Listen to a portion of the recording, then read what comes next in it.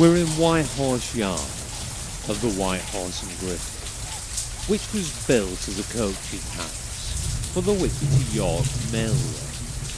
In its heyday, this place was Whitby's equivalent to the Hilton Hotel, and anyone who came to stay in Whitby stayed in this building. Charles Dickens stayed here, as did Bram Stoker, the author of Dracula. Alfred Lord Tennyson stayed in this building, as did Lewis Carroll. At the time Carroll was staying here, he had the best room overlooking the yard, and the yard was full of oyster shells, and it was the sight of all these oyster shells that inspired him to write his famous poem, The Walrus and the Carpenter.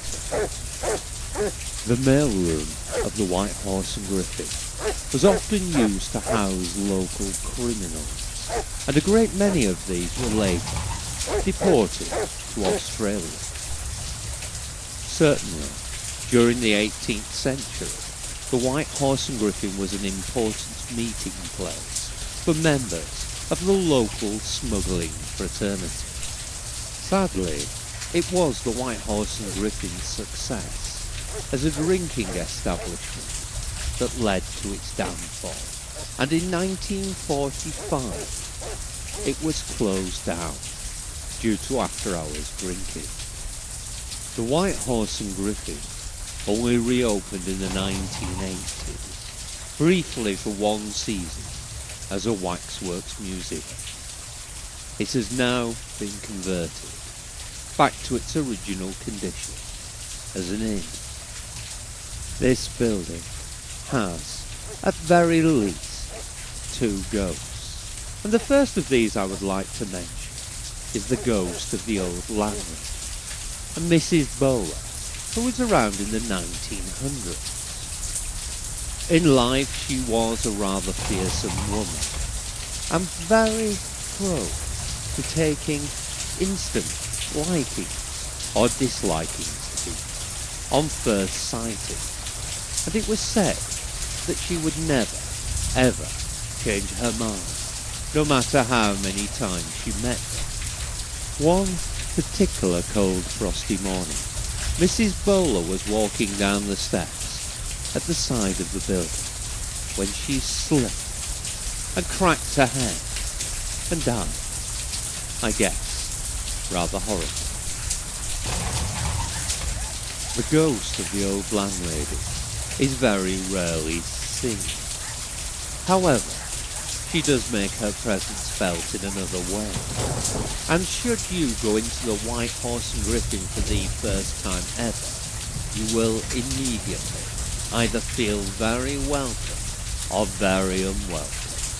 Never anything in between, and that will never change, no matter how many times you visit the building.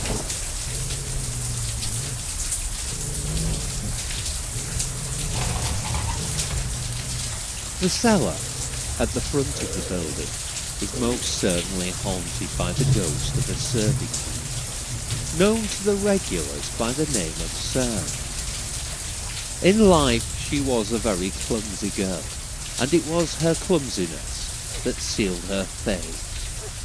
She tripped one day and fell through the beer hatch in the entranceway, straight onto the cellar floor, where she broke her neck and died instantly. One rather gruesome version of this tale suggests that Sarah was with child by the landlord's son, and him being a carefree, fun-loving chap, not wishing to have any time, rather selfishly pushed her through the beer hatch and into the cellar. To this day, the serving maid haunts the cellar of the White Horse and Griffin. She is not seen very often though. However, she does have this rather sweet habit of grabbing and suspecting visitors to the cellar by the shoulders and giving them a jolly good squeeze. The top floor of this building is haunted by the ghost of an old sea captain, and he is seen quite frequently. His uniform dates him within the 18th century, and the old sea captain has one outstanding feature: a great love of keys. A guest staying on the top floor of this building are well advised not to leave keys lying around, because the old sea captain will most certainly have them, and they will never be seen again.